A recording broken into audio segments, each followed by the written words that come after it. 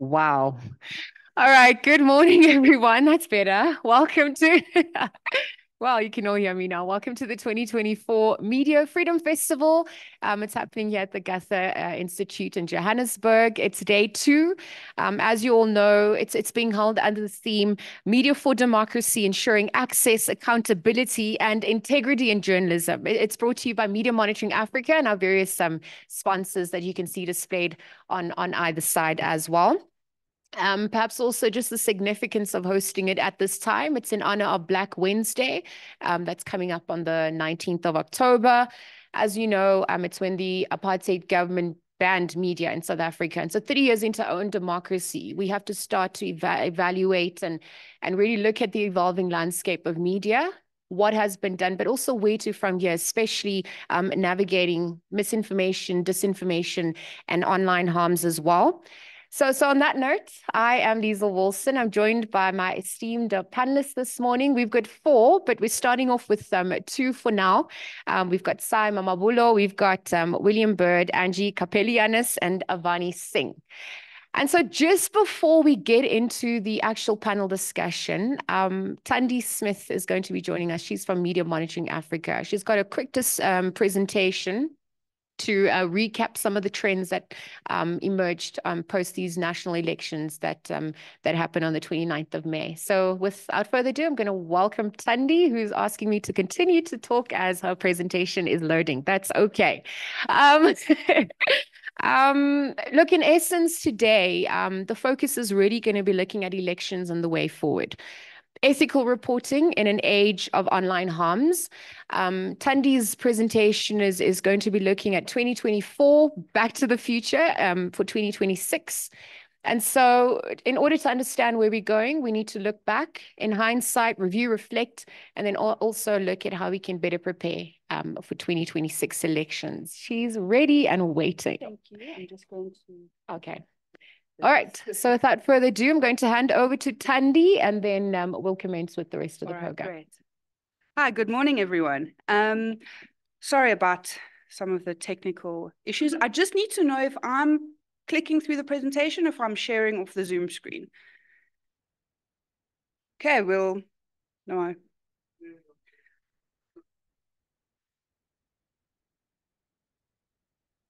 Who's controlling the presentation? I'm not. Okay, we're gonna wing it.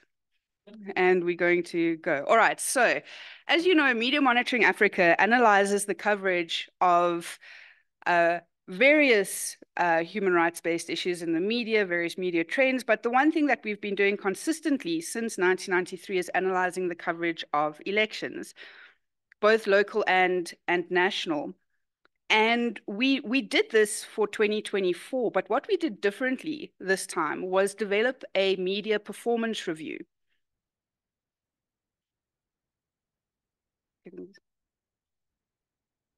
There we go. Okay, we've got it working. A media performance review.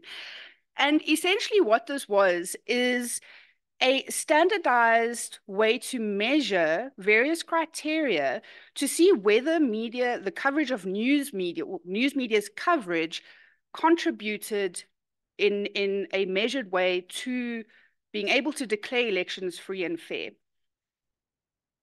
We also did various other analyses across news media. We had an SABC focused analysis, and we looked at community and small commercial media. And so those three reports are also going to be launched really shortly, probably within a few days post Media Freedom Festival. So the presentation that I'm looking at now is going to look at some of the key issues around media performance review, some of the data that we saw, that we found, as well as some interesting findings from the overall analysis.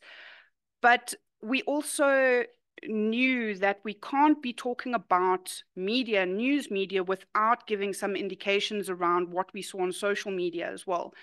And that's going to focus on the data coming through from Real 411 in terms of disinformation related to elections.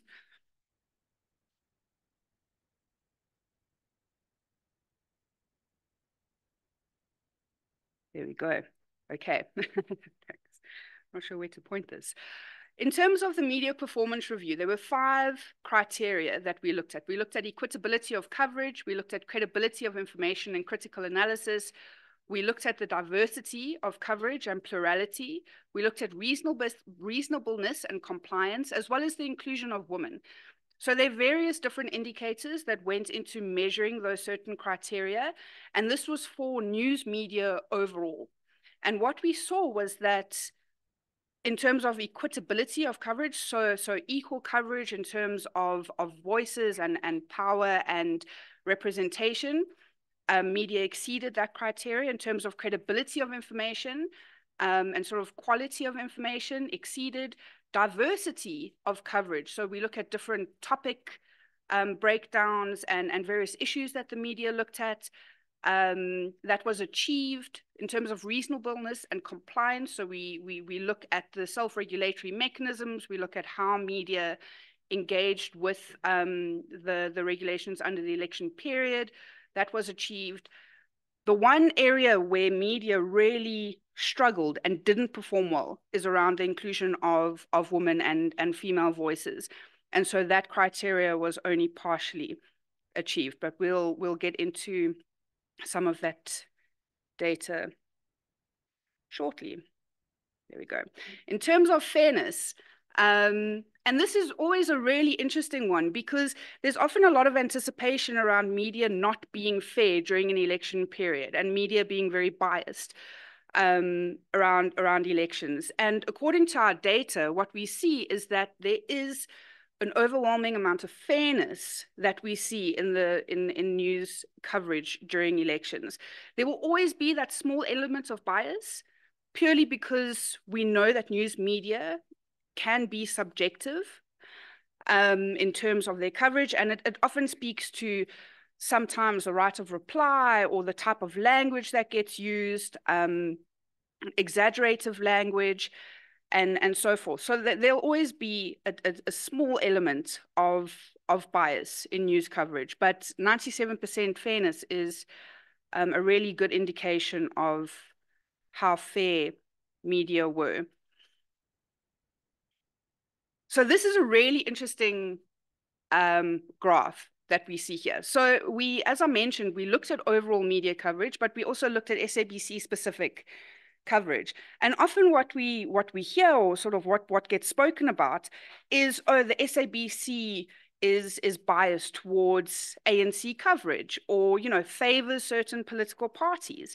And so what we did is we looked at overall news media, excluding SABC, and then looked at SABC specific. And we saw very similar trends in terms of which political parties were accessed and covered. So in terms of, you know, all news media, we see ANC at 37% versus SABC specific at 33%. We see MK Party, DA, EFF, and IFP. So, you know, you can get into the specific topics or the specific issues that were unpacked, but generally, you can't single SABC out for being biased in terms of who they're covering, because it follows very similar trends to the general news patterns. And sorry, I am going through this very quickly because I'm pretty sure I've already almost gone through my time. Inclusion of women's voices. Now, these elections had some of the worst percentage of women's voices that we've seen throughout our monitoring of elections. It dropped down to 18% share of women's voices. Now, there are many reasons and contextual challenges and, you know, justifications around why we see such low percentages. But what was really interesting is that I was at a different session yesterday where one of and we're also talking about elections and media coverage, and one of the participants there was involved in peace monitoring and for women's organizations, and they were based in KZN. And I presented very similar data and this specific graph. And the feedback was, but we tried to engage with media, but they didn't come to our sessions. They told us to give us input over WhatsApp. and there was a quote that was used. So there are various dynamics that need to be challenged around inclusion of women, but we know the political landscape. We know that it is very heavily male dominated in terms of representation, in terms of male voices. This is a really interesting graph as well, just continuing on the breakdown of male versus female voices. What we see here are the top 5 male voices versus the top 5 female voices. You would think you were looking at the bottom 5 female voices, but this is the top 5 in terms of percentage breakdown of voice share. When we talk about voices, we talk about sources accessed. We talk about quotes and quotes used and paraphrased or referenced in terms of whose voices we hear in the media. And you'll see that Jacob Zuma came out at the top with 34%. The top female voice in media coverage was Helen Zille. What was interesting is that we saw the number increase as we got close to elections, and then also post-elections, it increased. But we know that she was very involved in the negotiations with GNU and came out quite vocally around that time. So that's why we also saw the increase in that. But just a really interesting breakdown of voices. Next slide, please. Okay, so now moving from the sort of news media landscape to social media, what we wanted to do was to see if there was a difference between the patterns that we saw on social media versus the patterns we saw on news media in terms of topic trends across the election period. And what you see before elections, you can see that the dark blue line, I hope you can see on the screens, the dark blue line is the social media trends, where you see various issues around elections peaking and dropping. And the lighter blue line is news media on the same topics, so same keywords. And what you see, there's a bit of a difference at some points leading up to May 2024. As we get closer to the elections, the lines almost merge. And so what that tells us is that the narratives on social media are almost identical to the narratives on mainstream news media. And so you have this sort of interchangeable, who's driving the narrative? Is news following social media or social media following news? And what we see in terms of you'll see that sort of near the end of May, you'll see that social media seems to be driving a bit of the narrative and news media following. So hopefully we'll be able to get into more of that in terms of research on news media and social media trends. Going more into disinformation space and disinformation trends, as or hopefully you'll know about Real 411, real411.org.za, our online harms complaints platform. This we ran in partnership with the IEC as well to look at complaints or look at disinformation related to elections specifically during the period. And this was also really interesting because we received it's just under 300 complaints around disinformation and elections during just a short couple of weeks period. And the trends that we saw here were, when looking at specific disinformation and elections, false information regarding electoral processes, false information regarding parties and candidates, false information regarding election results. I mean, it was, I'll never forget, it was sort of the day before elections, and was the few days when it was special voting, and the voting had already started, and there were posts going around on social media declaring wins in various wards already, and people believed this, and it was bizarre.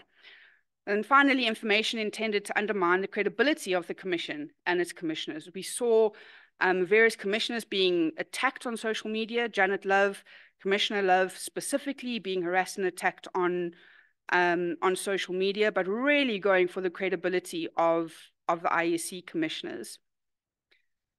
Just in terms of where we saw the disinformation coming out, no surprise that X Twitter is the dominant platform where most of the disinformation was circulating and spreading. So we've got X. So you'll see the one graph is the breakdown of all complaints received, and the second graph is the breakdown of specific disinformation complaints. And you see very similar patterns. You see very similar trends across. You've got X dominating, followed by TikTok, followed by WhatsApp. Although the percentages are slightly different, it's a very similar sort of breakdown and pattern. So in conclusion, what we also wanted to highlight and focus on were some of the sort of recommendations. This session is about not only reflecting on 2024, but also looking forward to what to do differently for 2026. And I'm just going to highlight a couple of these recommendations. One of the big areas of work that needs to be looked into is around attacks on journalists. And here we talk about adopting the draft, a code of conduct developed by SANEF for next local government elections, as well as additional protections around the safety of journalists during an election period. We talk about training. This is a key element. What we often find happening is that training for journalists and training for people involved in the elections will happen a few weeks before the election period, or 2-3 months before an election period. And it's just not enough time. We don't have time to get into what the challenges are and the issues with young journalists coming up trying to practice political reporting, but it's just not enough time. Reporting on elections, unpacking, being able to engage with the election period and politics needs to be something that's ongoing, not just focused on a few weeks before elections. In terms of some other recommendations around online harms, literacy and skills development, again, not something that we should just be focusing on during an election period, but something that needs to be continued training, continued literacy building. We've developed in partnership with the Mandela Institute masterclasses on disinformation and disinformation around elections. So these are our recommendations that we need to start implementing now for 2026. Looking at supporting and strengthening the role of self-regulatory bodies like the Press Council, and then doing a lot more to counter threats to democratic institutions. And that we saw with the deliberate targeted attacks on the credibility of the IEC. And lastly, one of the big areas is around mainstreaming gender equality, not only in news reporting, but in every aspect of the elections. I know that was very quick, but just highlighting some of the few issues, and hopefully it forms some of the foundations for the discussion going forward. Oh, thanks.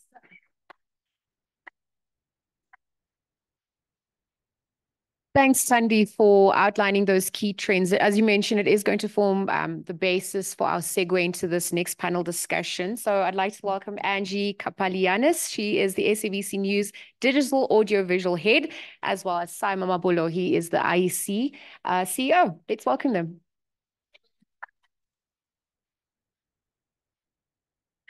So just a few months back, there were catchphrases being thrown around: landmark elections, watershed moment. 2024 was our 1994. These are some of the political slogans that I'm borrowing from. But just looking back in hindsight, it was a test for our democracy, our maturing democracy at large. Perhaps having looked at its evolution 30 years into our own democracy, some of the strides, but also the challenges. And so on that note, Sai, I want to start with you. Perhaps from an IEC's perspective, you could unpack what are the key takeaways that emerge for you, the biggest challenges also during these elections. Thank you very much, and good morning, everybody. It depends how much time you think you are able to accord me.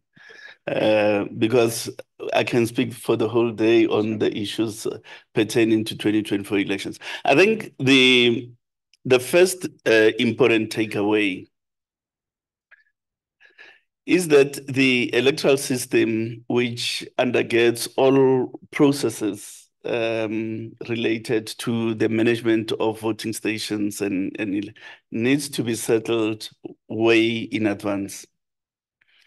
And in 2024, the electoral system was itself a source of contestation because there was a significant body of thought that felt that the system as was determined by Parliament did not take into account the notion of a geographic-based contestation, which is a constituency.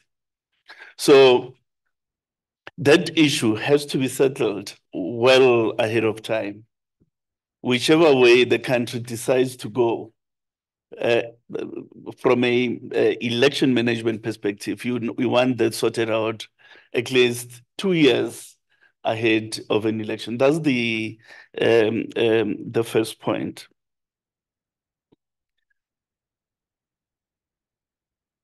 And the reason why that is important is because electoral processes, including systems that support processes, have to be rewritten afresh to accord with the new system. I'll give an example. The system that was implemented for 2024 required that the result system be rewritten anew. But it was challenged in the Constitutional Court, and there was a period where we could not move with the coding of a new system. And it's not just coding. You code, you test, you get an external auditor to come audit the system, and that had the effect of compressing the time available to ensure that the result system was fit for purpose with that additional oversight, including an opportunity for political parties to bring in their own auditors. So that's the first point. The second point relates to the unprecedented number of court challenges. It is evident that our electoral processes have become litigious. And that being the case, it was important for the Commission to be meticulous with its own internal processes, because if it were not, it would have resulted with it losing cases and having a bearing on the viability of the date that had been determined. But another layer that goes with it is how late some of those cases were in fact determined. I mean, I think in the week preceding the election, there were still cases that were outstanding. And at that point, because close to 98% of these cases related to nominations, the ballot paper had already been printed. So there is therefore, if we need to have an orderly conduct of election, a need for these cases to be determined by a date, after which then you start with your ballot printing process. The third element is the political climate in which the elections happened. It was obvious that there were key political players who sought to undermine the integrity of the Commission. In fact, one leader said, if we don't win, it means we were robbed even before the first ballot was cast. And that carried through the whole electoral campaign. Now, this is introducing a very dangerous element into our electoral processes, because never before have we had a situation where people claim to have been robbed even before the first ballot was cast. We have had instances of people complaining about the mechanical aspects of election and so on. But never before have we had this consistent attacks on the commission. Now, the response of the commission, in our view, has to be twofold. Obviously, is to deliver the elections in a transparent manner and ensure that all citizens have a window of sight into the electoral processes, but at the same time is to improve the efficacy of the processes of the commission, because that's the best answer to the criticism. It is not so much how much money you can use to counter that via marketing endeavors. Really the issue is improve your efficacy in the management of voting stations, and be as transparent as possible, because those of reason within society will be able to see things for what they are. But I think the high water mark of this point is when we were told not to release to declare the results. I think that if you analyze it deeply, you realize that it amounted to an interference with the constitutional duty of the commission, because the commission and only the commission is constitutionally entrusted the responsibility to declare results, not a political contestant, not even the president. Only the commission could do so. Now we have a very peculiar situation where there are 4 cases before the Electoral Court still challenging the declaration of the results, but 2 of them are from the same party.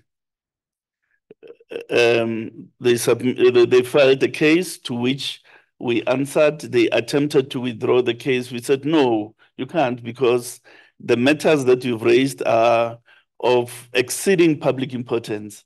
So let the court debate them and come to a determination.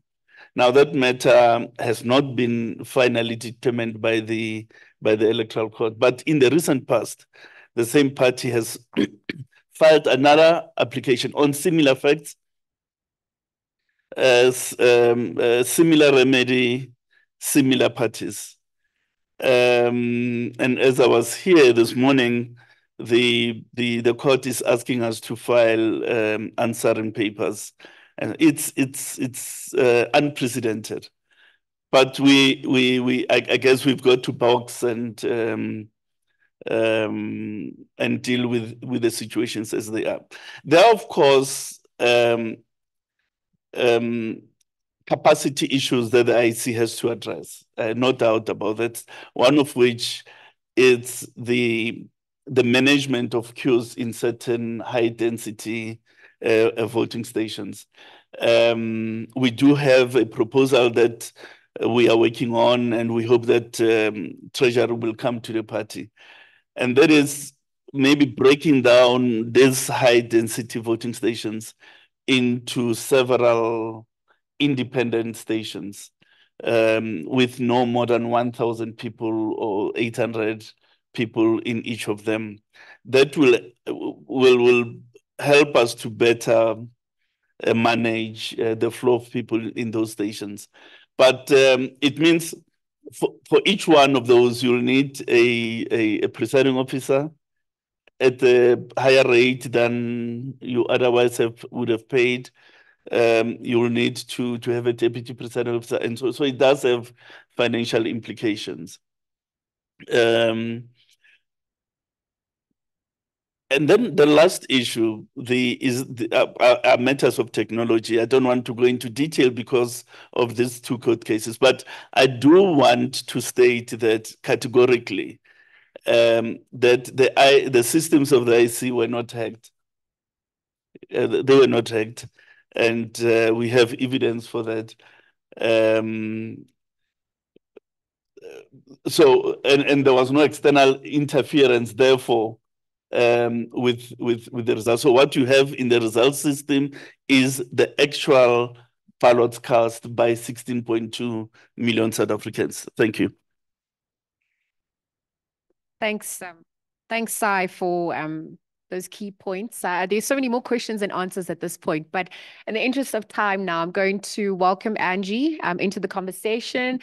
And SABC had a very large ship at the Rock, and obviously, the trust in the public broadcaster was also restored, arguably.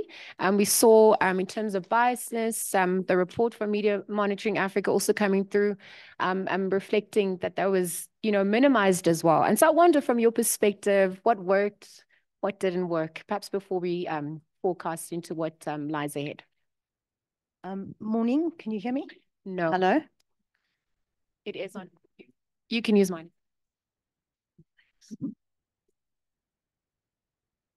Hello, okay, that's much better. Yeah, morning everyone, great to be here. Thank you, Liesl and Sai and MMA.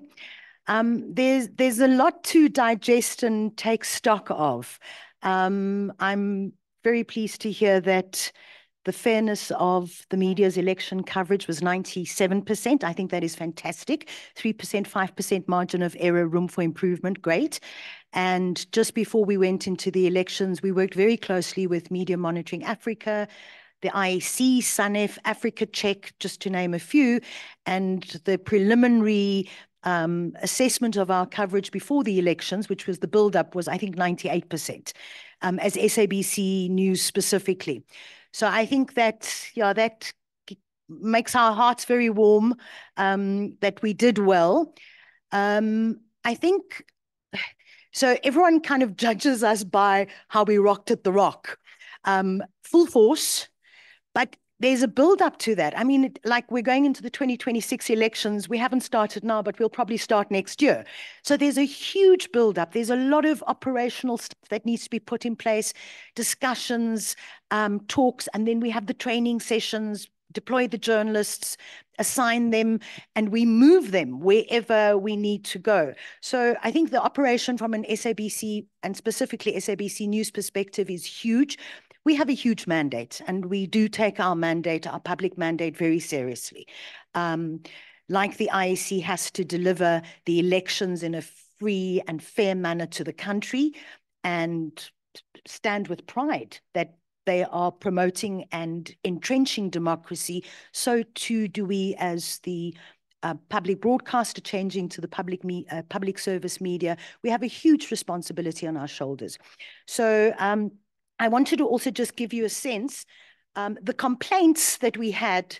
So we have a whole regulatory office throughout the year that deals with broadcasting commission complaints, some from the Press Council, many from members of the audience. And really, they were surprisingly few. But I think what you'll see is the reference to what Sai was saying is the shift of the attacks on the IEC may have shifted away from us as the public broadcaster, but I want to come back to that point. So very few complaints from the audience and organizations. 4 political organizations: Independent, SA National Civic Organization, Northern Cape Communities Union, Organic Humanity Movement, Dudula. The main complaint there was that not that we didn't cover them, they wanted live coverage. So people are testing us as to, did we cover them? And if they didn't get live coverage, then it's not good enough. So it's not that we didn't cover them, it's just how we cover. We can't cover everyone live. And then I think the 3 main complaints was from the new political formation, Umkhonto we Sizwe Party, The main one that you would probably know about is taking us to court for referring to the Government of National Unity, describing the current coalition, and then also the former president and the leader of MKP kind of publicly accusing us and ENCA of not interviewing them. It was about a news conference, and they had basically said what they'd said before, reiterated, and our team didn't cover that, but also they weren't allowed to ask questions. So we took a stand, you know, we're not just going to be your megaphone and loudspeaker. And then the DA also threatening to interdict us for not broadcasting their final rally live on SABC2. So I think overall that's not too bad. We have more complaints about SABC's Afrikaans news bulletin being shifted from channel and time, and obviously a lot more now and in the build-up with the Middle East, Israel and Gaza. There are a lot of complaints about that. So I think overall that's not too bad an assessment. With regard to performance, so we had, just to give you a sense, around about mid-March, we had radio current affairs teams moving across the country. We did 60 outside broadcasts right across the country. Very few disturbances, but literally orderly, and they moved very quietly. They moved very quietly, but they were in the communities. And maybe people don't judge us because they don't really see that on TV or on social media. On the digital team performed particularly well, like 63% on the previous quarter increases.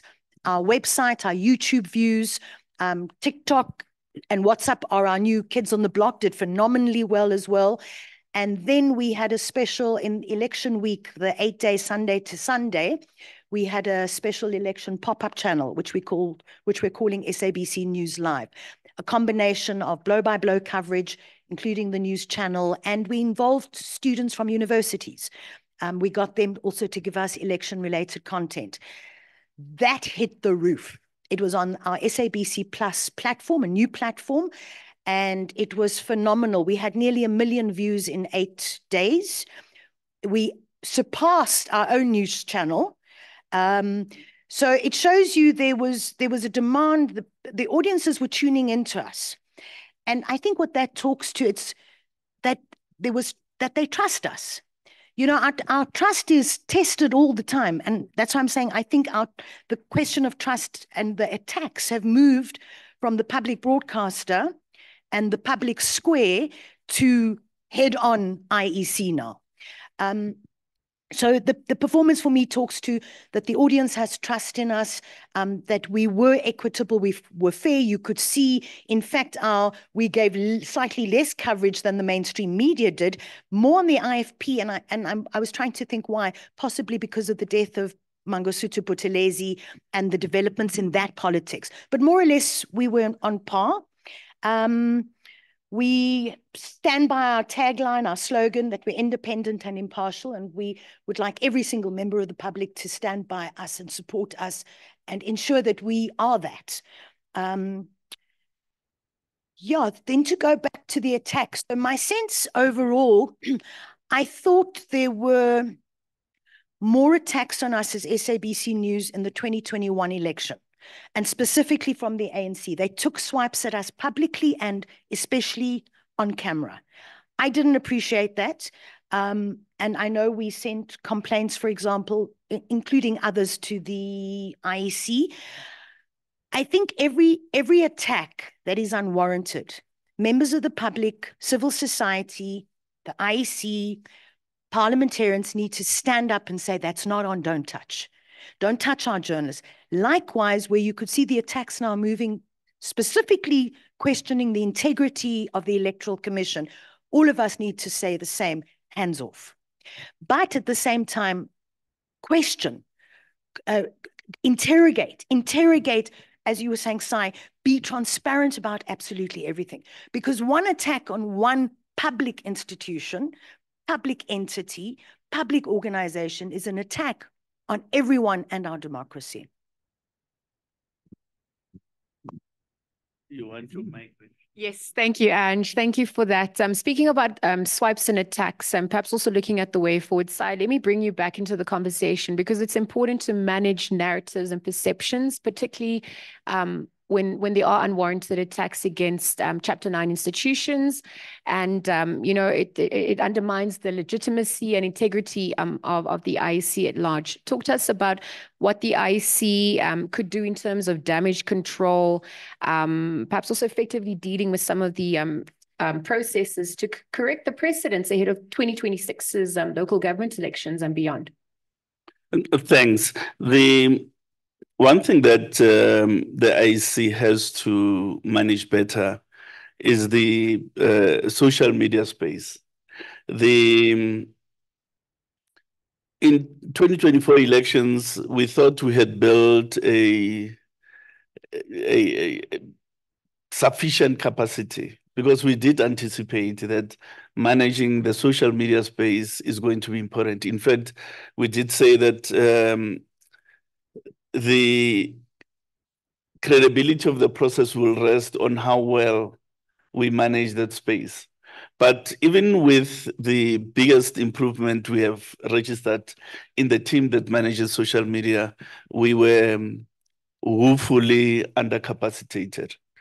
So 2026, we would need to think about how we improve our capacity manifold to manage the space better.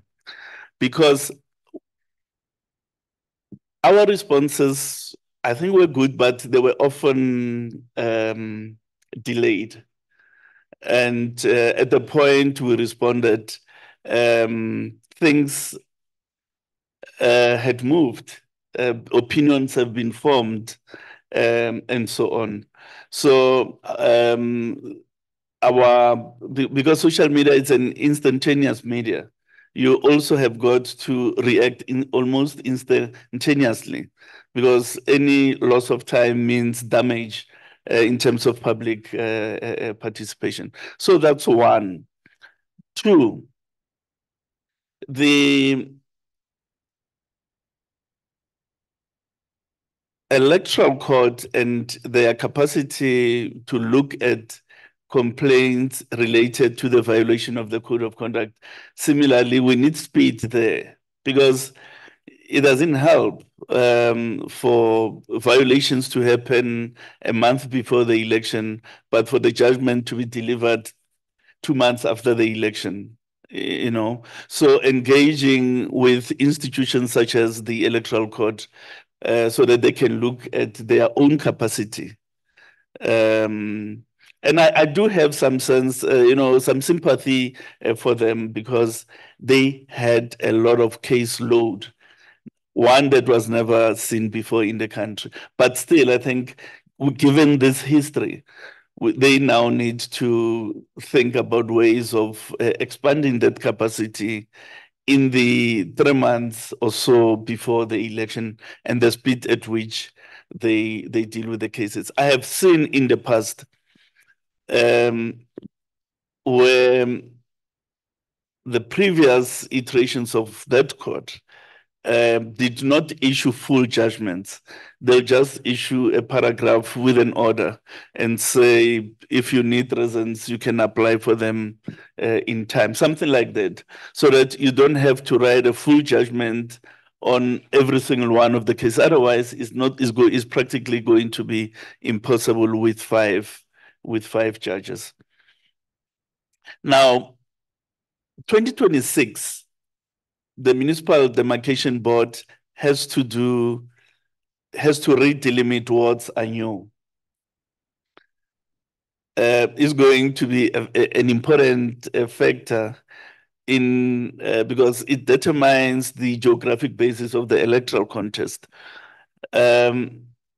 Their ability to do that work and complete it in terms of their timelines is going to be crucial. Now, in the past, we've had agreed timelines that were never observed. So a little worried, but we do have a commitment that the wards will be finalized by October 2025.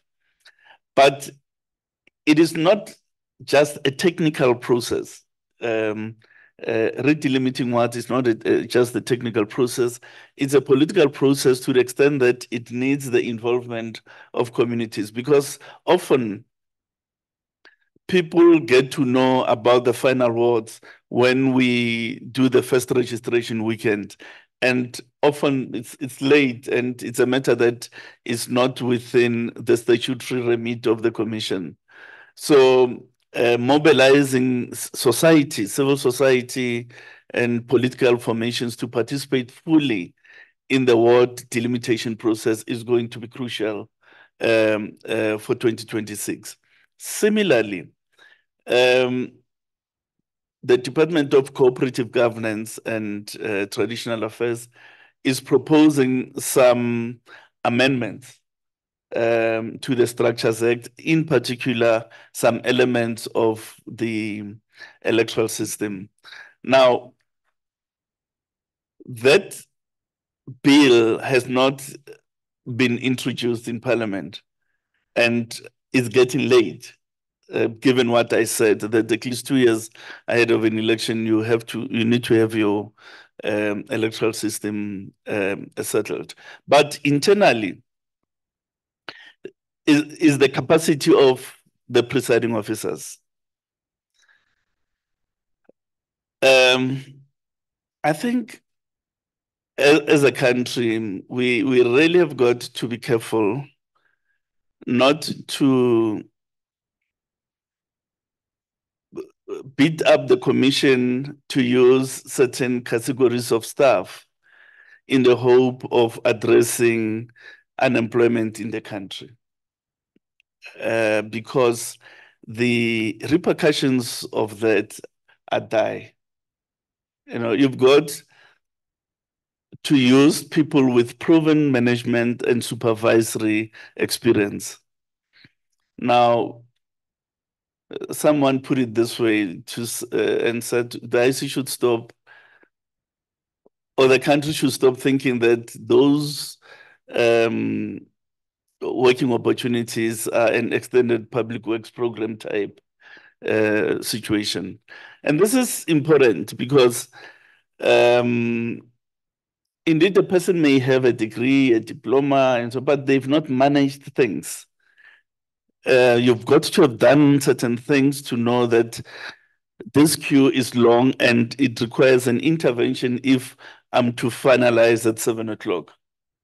You know, now, and of course, it's not you know, you can still accommodate the unemployed in other roles, but at least at the supervisory level of the voting station, you need people who have managed processes, who have managed things. And so and I think, you know, especially our political parties and so on must allow the commission to develop criteria that speaks to that without, you know, saying all the unemployed and so on and so on. And I think the commission must be firm on that question. Because when the rubber hits the ground, no politician is going to defend the commission. In fact, at the earliest opportunity, they will say the commission is incompetent. Forgetting that they said, no, get all the unemployed youth and so on and so on. So, but the commission, as the manager of the process, has to be firm in that regard. I know I'm taking too much of your time. Thanks. Thank you. Thank you, Sai, for that. Just perhaps also as we wrap up, Angie, we're going to play with an imaginary crystal ball here and perhaps also look at SABC's readiness ahead of the 2026 local government elections.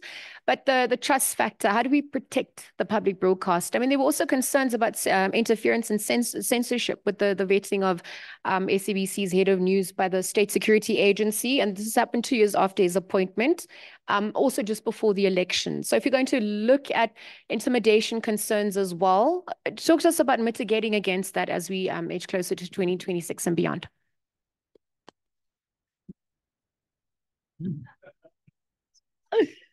Yeah, I think we just must never let our guard down. What can happen to one now can happen to another. And I think we've just got to constantly be alert, be on our watch, hold the line.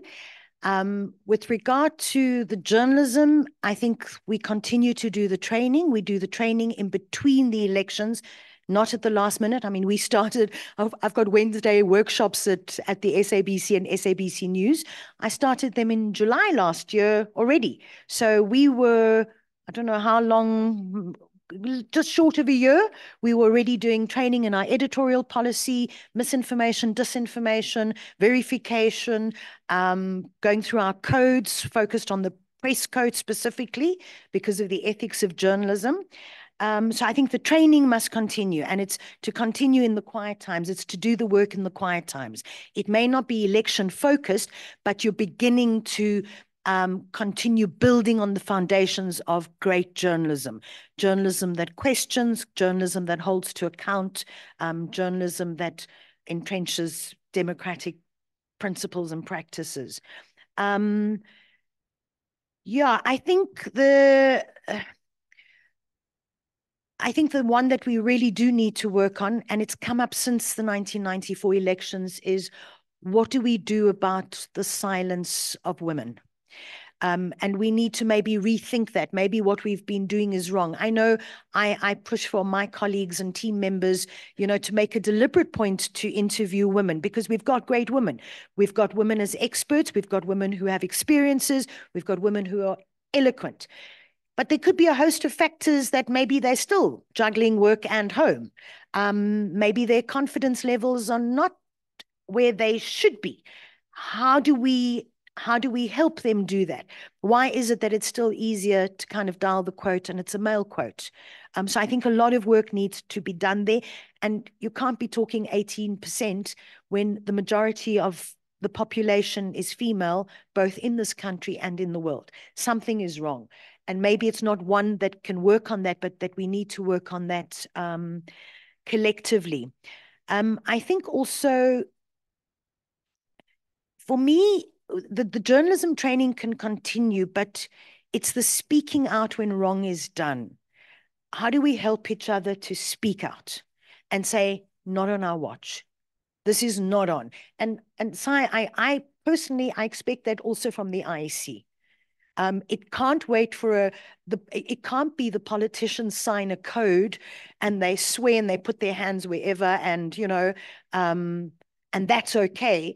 It's the minute there's any attack on the integral participants and promoters, everyone must stand up and say, no, that's not on. And I think we need to think about that, because as it could be the institution, it could be a person.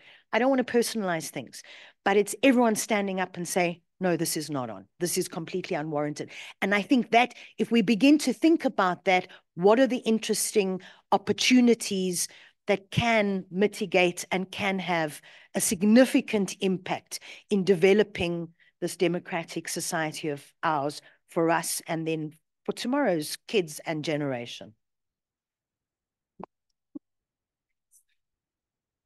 Thank you, Ange. Thank you, Sai. I know time is a scarce commodity, but perhaps these insights can serve as a conversation starter for the key takeaways, but also as we project to 2026 and beyond.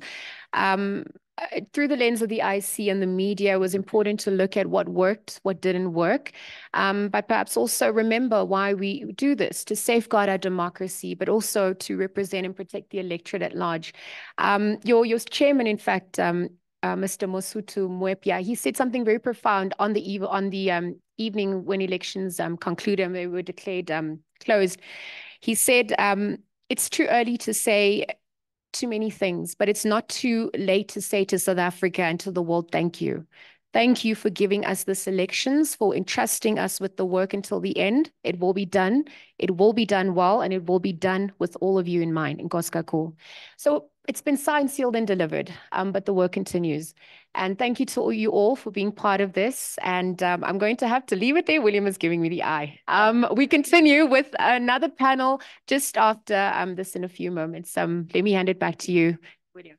Thank you very much. Okay, so what's happening now is, because the original plan was that we continued, added some more people, and then look to the future. And we're going to do that, but we're going to do that by taking the panelists and putting them in the library, because they're going to be doing that live on SAFM. So I'm going to need to just ask you to step off the stage with me, and then you can go and join Kathy Mosasana in the, then we can give them that afterwards, the end of it. So we are going to, we can do it there.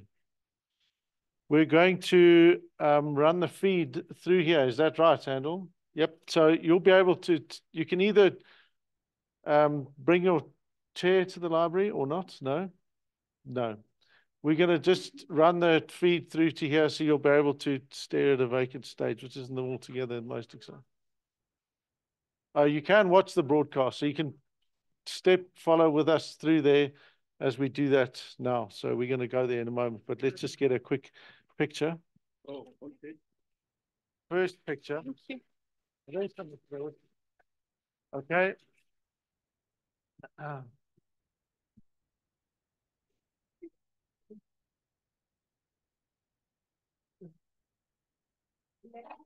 The Rockets say before the sun sets in Mpumalanga, they will march out of the battlefield with a VIP access to the quarterfinals. However, the Chili Boys are not shaken. They want joy for the Eastern Cape citizens. This is the second edition of the Carlin Knockout Cup Round of 16. Fagukesi. Catch TS Galaxy FC versus Chipa United FC this Sunday, 20 October at 2:30 p.m. live on SABC 1 and SABC radio stations. Also available everywhere for everyone, always on SABC Plus and SABCSport.com. Proudly brought to you by SABC Sport. Went on a water safari and Mom spotted a hippo and it said, There is a place where you can see wonder and the wild with breathtaking scenery and endless landscapes. Enjoy good food and embrace great taste.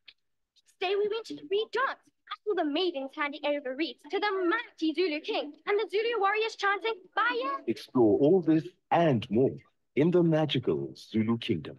This message is brought to you by KZN Tourism and Film Authority. Zanzi, don't let the lotto jackpot estimated at 77 million rand pass you by this Wednesday. That's right. Play lotto for an estimated 77 million rand jackpot today, and you could be celebrating the millions. Buy your tickets now in store on nationallottery.co.za, the mobile app, cell phone banking, or simply dial *120 *7529# for USSD. Pada, Pusha, play. Players must be 18 years old to play responsibly. E2 is the proud operator of the National Lottery. Bayern München are not just about singing their club anthem, Star of the South. They want to maintain their unbeaten run while their visitors, VfB Stuttgart, plan to live up to their slogan, fearless and loyal. This is the Bundesliga, football as it's meant to be. Catch the nail-biting clash between Bayern München and VfB Stuttgart this Saturday, 19 October at 6:30 p.m. live on SABC Sport on DTT Channel 4. Also available everywhere for everyone, always on SABC Plus and SABCSport.com. Proudly brought to you by SABC Sport.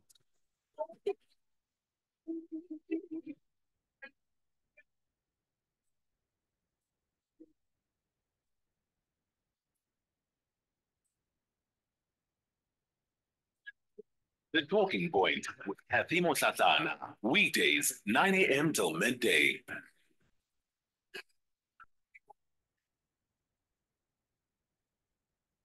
Morning, Saskatchewan. This is Max Ekup.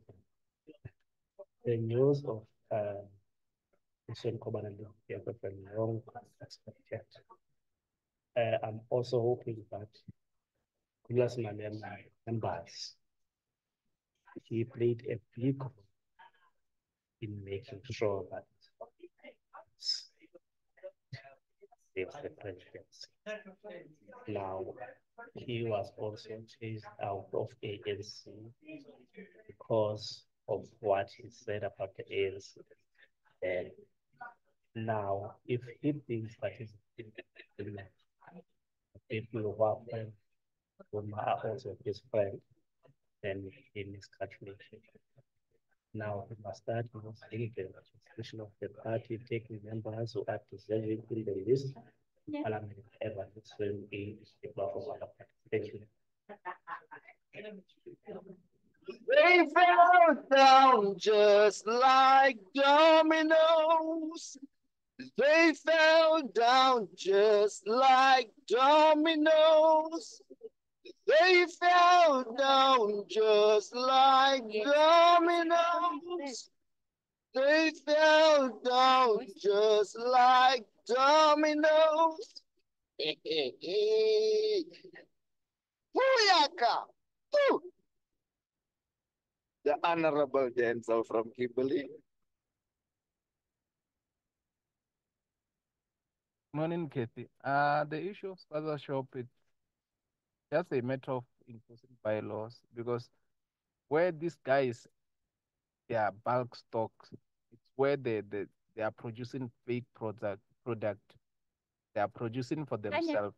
That's why most South Africans. Yeah. Yeah, I think. Hi, Kathy. Yeah, I think let's let this be the last voice note. Buy from All right. producers and us. So you can't compete with them. So let the bylaws be enforced. You will see most of them, they will close down, and then our own people will also start to enter the market because the competition will be fair. Hathimo Tlatlana on SAFM. Welcome to the final hour of the talking point. We continue right here on SAFM. Special broadcast. We are in Parktown this morning at the Media Freedom Festival for 2024. The theme for this year, Media for Democracy, during access, accountability, and integrity in journalism. Joining us for station, Avani Singh is an independent legal expert. Avani, good morning. William Bird is director at Media Monitoring Africa. William, good morning. Morning, good to be with you. And Sai Mamabolo is the IEC CEO. Sai, good morning to you. Good morning to you, Kathy, and same to your listeners. The intersection of democracy and the role of the media. We begin there, just as a broad way of contextualizing the theme that has been selected for this year's Media Freedom Festival. William? So really, it's about helping us understand and celebrate your freedom. It's by a whole lot of civil society partners together with the University of Germany, for example, and the SABC have come together to talk about limits of freedom of expression as well as this morning. Yesterday we had a launch of a expression report for the state of South Africa. This morning we are the elections. Media's role in the elections period, as well as the role of the IEC in the elections period, and particularly as to how they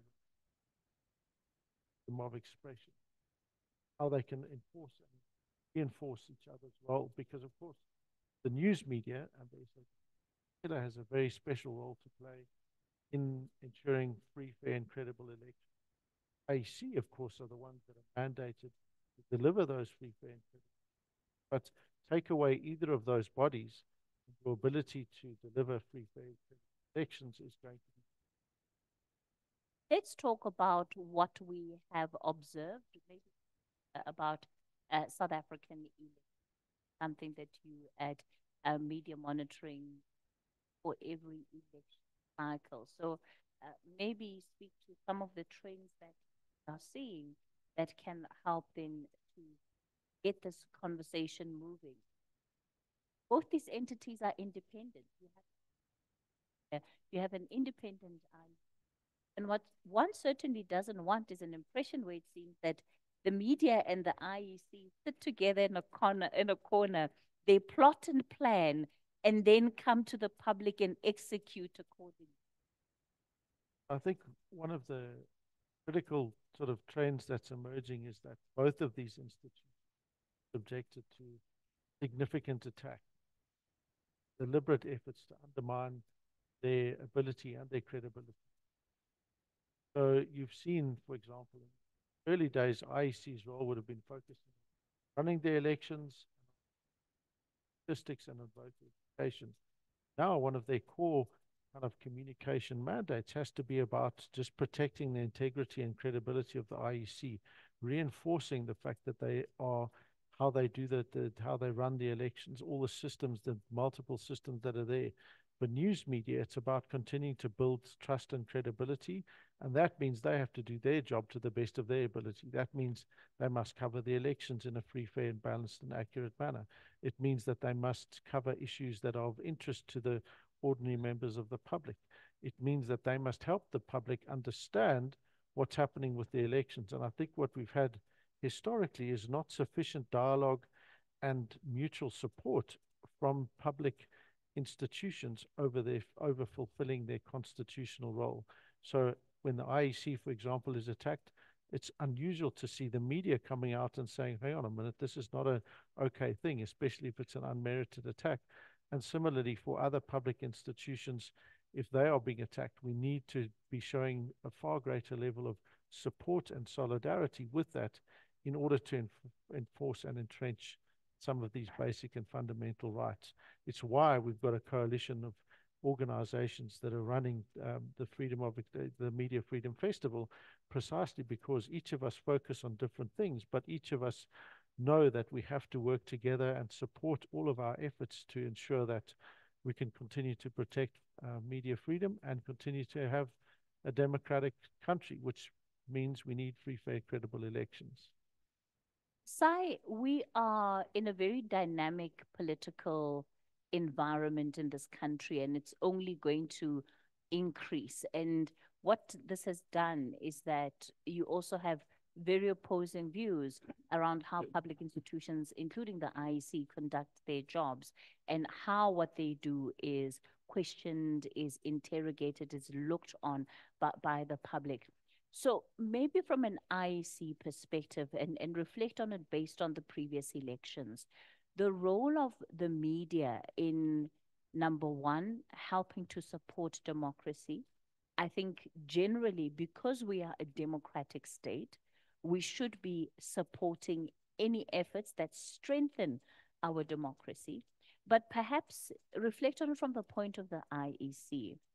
How did you look at the coverage around the elections, and did you have what did you note, and were there any concerns?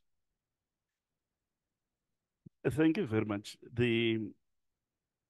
The IC perspective in terms of coverage of the previous election was that it was a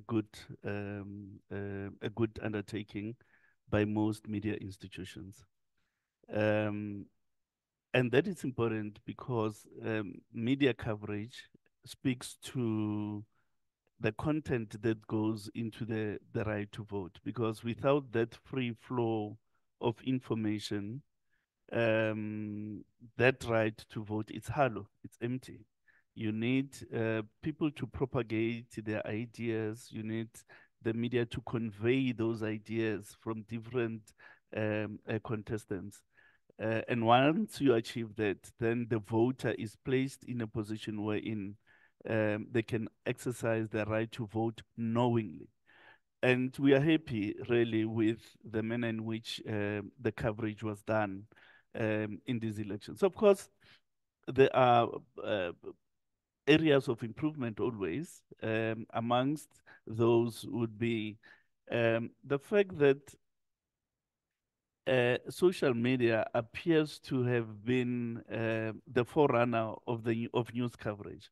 In other words, a matter will emerge on social media, ventilated on social media, and end up being a news item. Sometimes because of the speed with which social media operates, sometimes without the necessary verifications and so on. But for its part, the IEC itself has to build its own capacity to react to social media, because the most damage in this past election was visited upon the IEC through social media means. And the IEC, I think, the responses were good when they were made, but often slow. And at a time when responses were issued, a lot of PR damage had happened. The second point really of improvement, I think it's the training of journalists in elections, because it's a technical matter. It's not an everyday news item. Elections are very technical, and they require people to be well trained. And we often do the training too close to an election to have the necessary impact. We have to change the manner in which we do things and do the training now. So that by the time we go to elections, it's just issues of refresher and so on. But the bulk of the training ought to happen now, and that's what we will be pursuing. Part of the positioning around both what you've raised in terms of social media and sort of traditional media is this view that says, well, social media is showing us what is happening. Here are the ballots that have ballot papers that have been tampered with, etc., etc. This is what the IEC does not want you to see. And they are in cahoots with traditional media, because this is what you won't see on your TV when you switch it on. How does the IEC see that? Because the reality is that there are, in some instances, legitimate issues that people picked up wherever they are, whether it was the long queues that we saw in some parts of Johannesburg that needed a quick response from the IEC, the delay in ballot papers, all of that contributed to the experience that people had of the elections. So not everything that emanated from social media was necessarily illegitimate, but there is a view that the IEC seems to want to even sometimes get a free pass from traditional media. No, we don't want a free pass, because if we produce news items that are stunted in favor of the IEC, then we are acting in cahoots to undermine the quality of the democratic experience in the country, and that can never be the intention. Now, the social media it has created an additional layer of transparency. No one can gainsay that. And to the extent that that is positive, it's a transparent thing, it should be welcome. Even if it elicits the weaknesses of the IEC, that should still be welcome. Now, you use the example of ballots that perhaps are unattended and so on, and that should be brought up if it's an issue. But what should not be brought up is taking a post from 2021, put it as if it's a post of something happening in 2024. Purely to say these elections cannot be free and fair, that type thing. So the IEC therefore needs to build its own capacity to be able to have the distinctions between a genuine, legitimate post from a concerned South African against a post that is malicious and intended to disinform or create a harm on social media. So, okay, we can't wish social media away. We've got to live with it. But we want to live with the positive elements of social media while we negate the negative elements. Thank you. Avani, it is a world of discovery. It is charting a new path, both for the media and for the IEC, because these are institutions that are facing the effect of very similar problems. In newsrooms, you will find at times something that has been posted up on Twitter, not completely verified, ending up in a news item, as William Byrd has said, but then ultimately these news agencies having to do retractions, having to make apologies, simply because we are not up to gear with where the world is and as far as the infiltration of this technology and how it affects the work that we do on a day-to-day basis. 100%. And I think it's not unique to South Africa, definitely. In a year that's been characterized by elections, the impact that social media, disinformation in particular, has repeatedly been identified as one of the biggest threats that we've seen across 2024.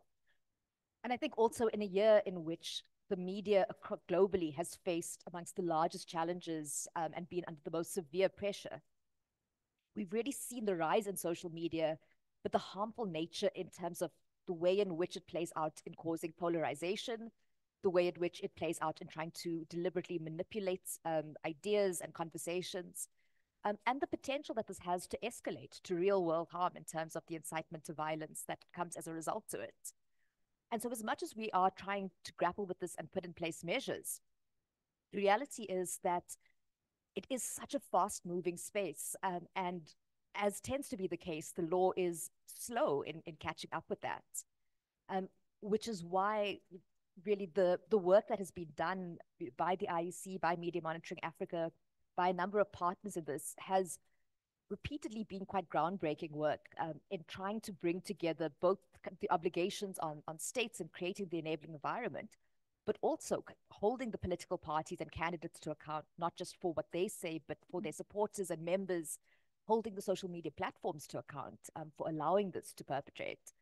And then really one of the biggest key elements is trying to build that resilience among the public in being able to identify and distinguish disinformation, for example, from credible information, and what that media and information literacy looks like.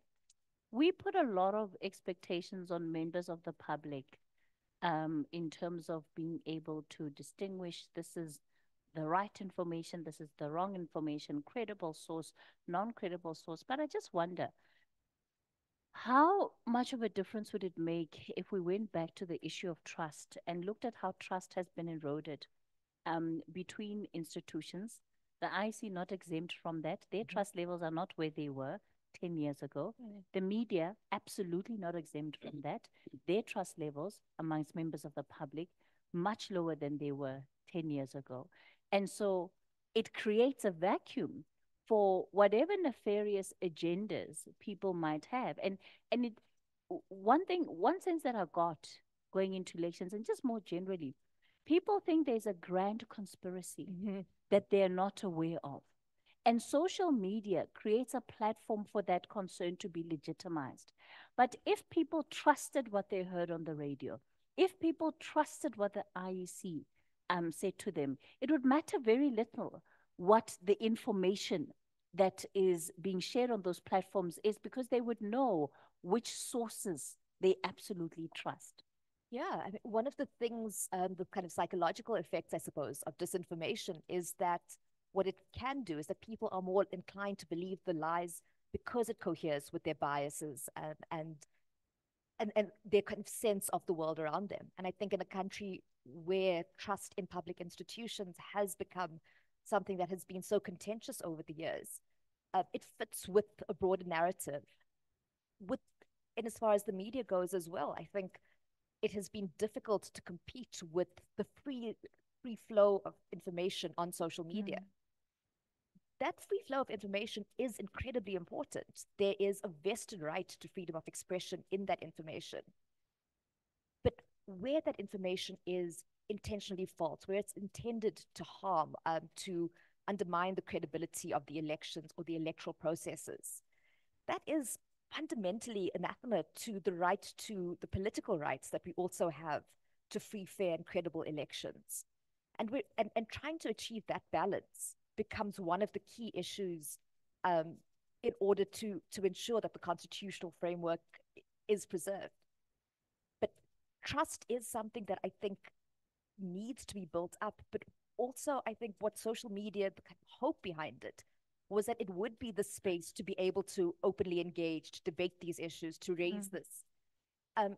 And whilst that is an ideal, what we're also seeing on social media is a very deliberate manipulation and inauthentic behavior through the use of, by bad actors, through the use of botnets, artificial intelligence, to very deliberately skew the conversations with targeted disinformation in certain ways. Okay.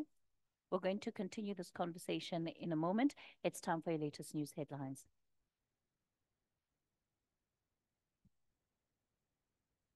Very good morning. With the news headlines this hour, ke Modupi Makgalemele. Former public protector and EFF parliamentarian Busi Mkhwebane has resigned from her party and from parliament. The former ANC parliamentarian and 6 alleged accomplices are expected to appear in the Palm Ridge Specialized Commercial Crimes Court in Eastern Joburg on charges including fraud and theft. And Zimbabwean authorities say they'll continue generating power from the Kariba Dam hydroelectric power station despite severe droughts causing low dam water levels. And those are your headlines. A full news update at midday.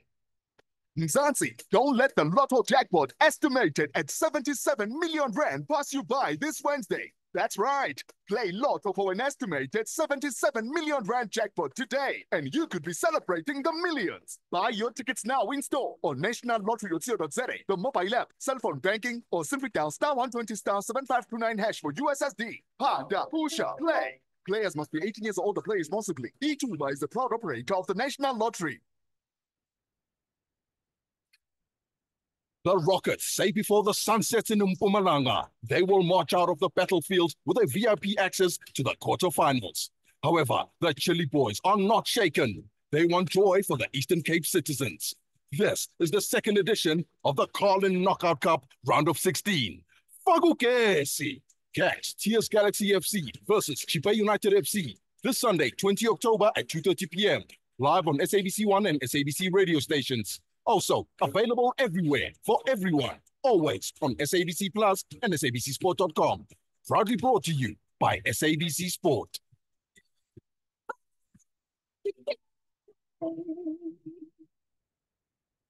The Talking Point with Kathy Motlatlana, weekdays 9 a.m. till midday. All right, we continue the conversation on the Talking Point live from the 2024 Media Freedom Festival. I've got a number of guests with me reflecting on the theme of this year's particular festival, Media for Democracy, ensuring access, accountability, and integrity in journalism. Saima Mabolo is the IEC CEO, William Bird, Director at Media Monitoring Africa, and Avani Singh, independent legal expert. We are going to be bringing in just a very few of your contributions to this conversation, so I'm not going to be taking too many callers. Maybe let's then move to the lessons learned out of this election, and how then you pave a way forward, particularly around disinformation. When you hear a big institution like the IEC saying that we simply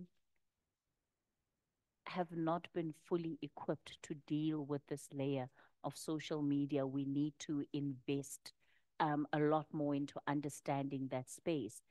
What more for newsrooms that are working with much smaller budgets? And again, you've highlighted, all of you, how both these two intersect. William? Yeah, I mean, I think it highlights the essential multi-stakeholder nature that elections have to take going forward. It's no longer good enough to just say, okay, the IEC is going to run elections, the media are going to report on the elections, and civil society is going to support with observer missions and monitoring and that kind of thing. Now, we all have fundamental roles to play in ensuring that those elections are free, fair, and credible, right?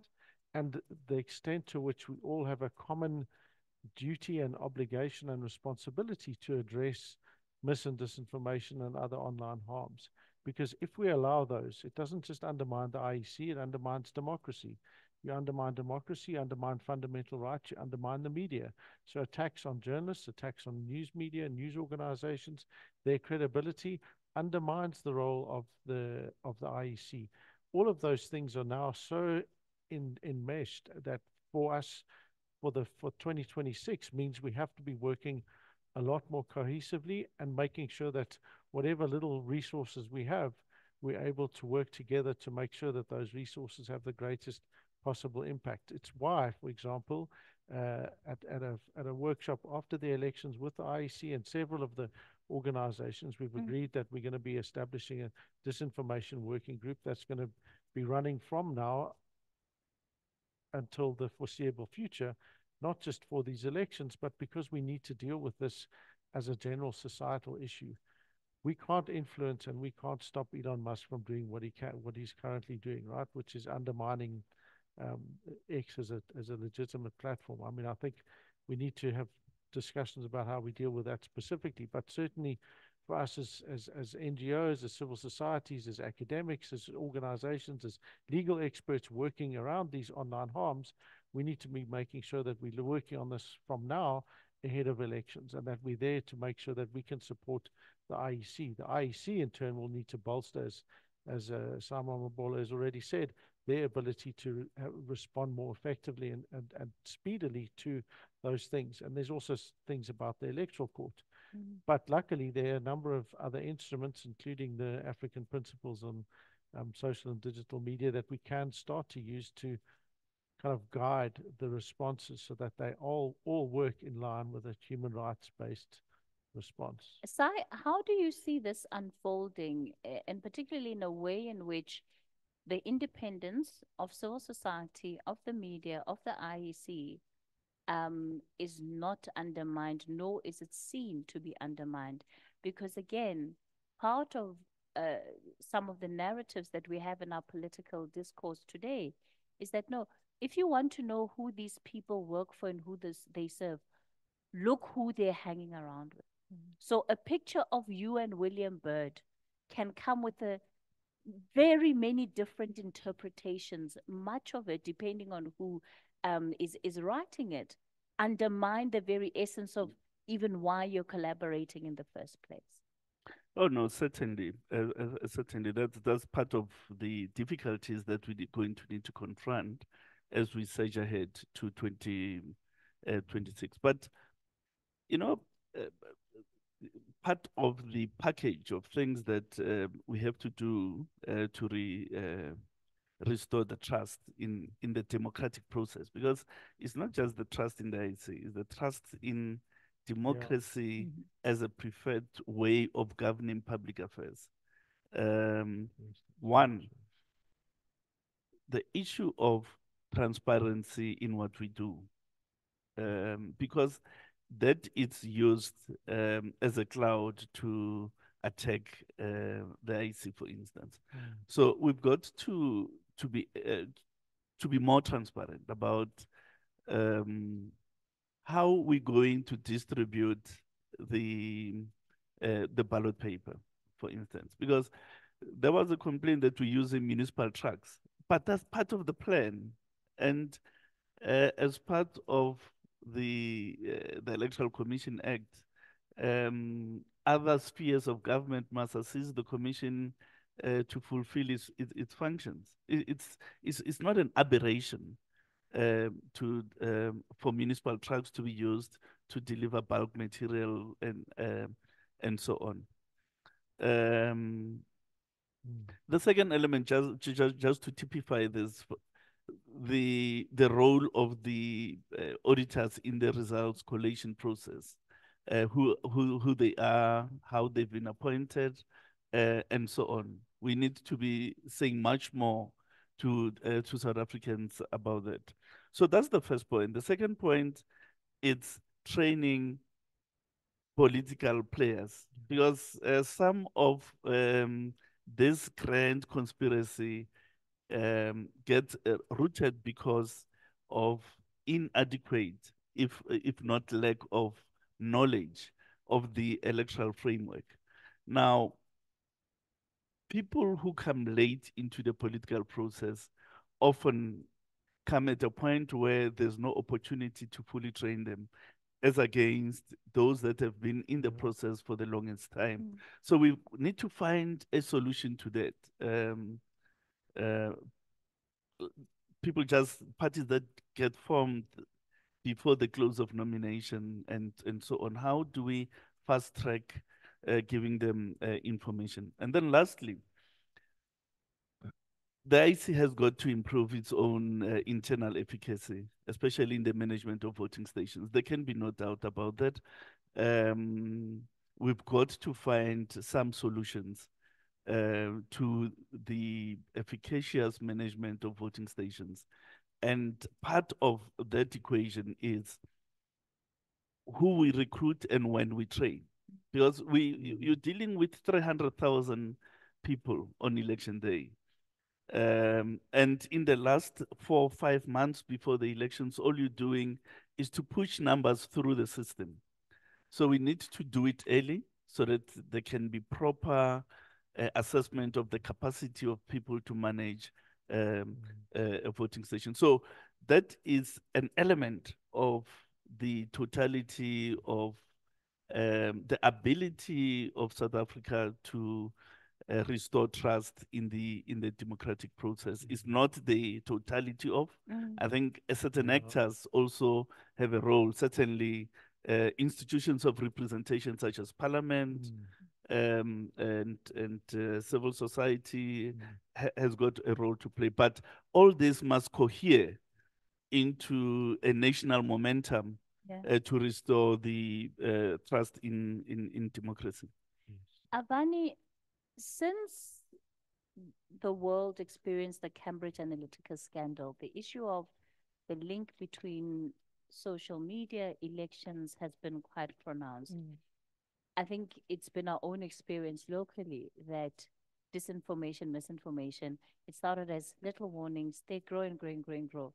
My concern is that with each election cycle, we're left with a greater impact of this disinformation on our conversations around elections, but they don't seem to be clear ways of dealing with it. We haven't found the answer. We haven't found the solution.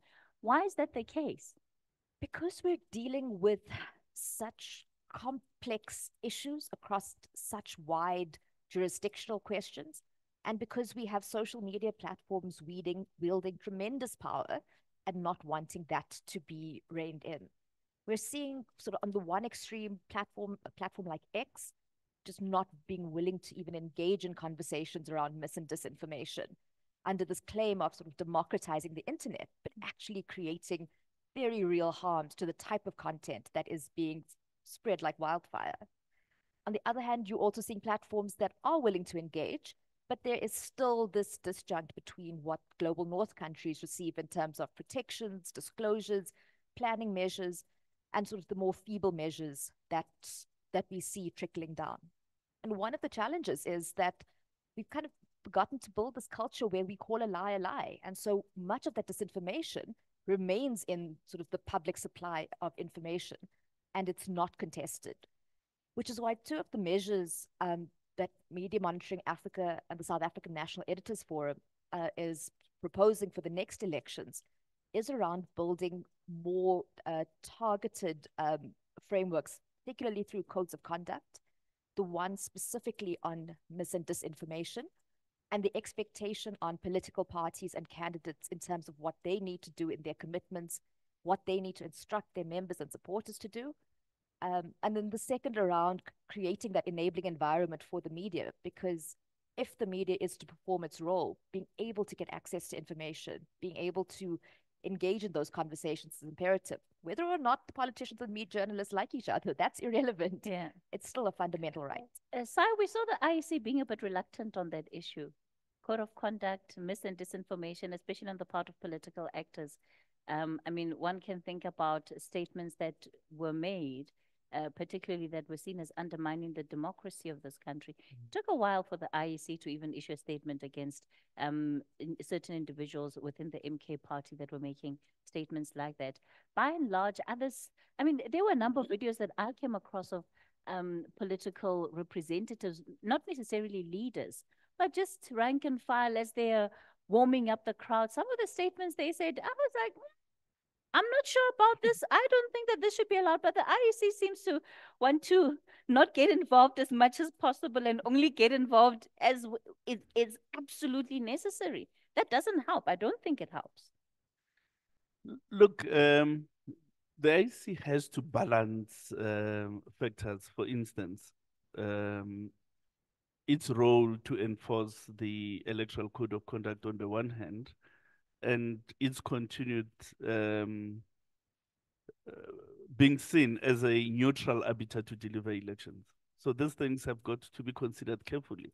Nonetheless, the IEC did take action against at least 2 persons who were members of a political party in this past election by referring the matters to the electoral court. But the unfortunate thing is that perhaps those actions didn't receive the necessary publicity. And secondly, the electoral court, when they issued the judgment, it was after the election.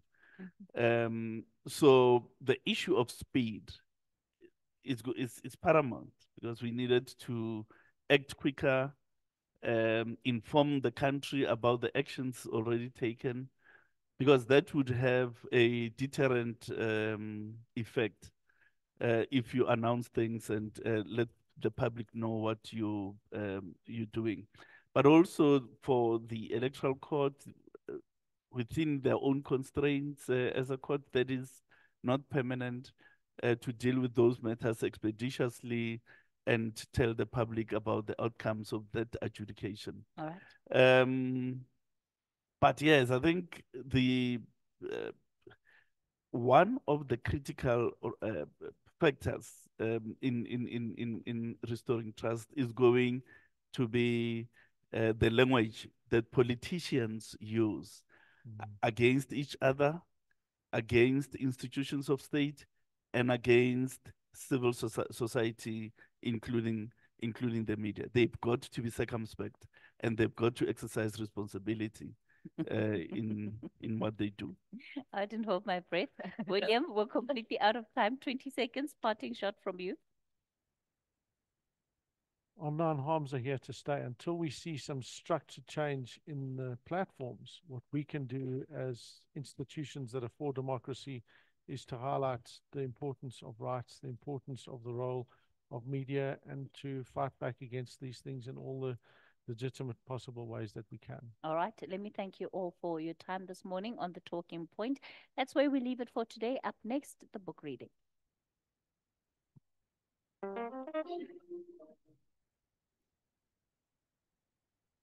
The book reading. Please note that the views expressed in this book are not that of the station. Listeners' discretion is advised. SAFM presents another episode of A Life of Purpose, written by Luvuyo Wochela and Lumkile Wiseman. The reader is Lerato Belase.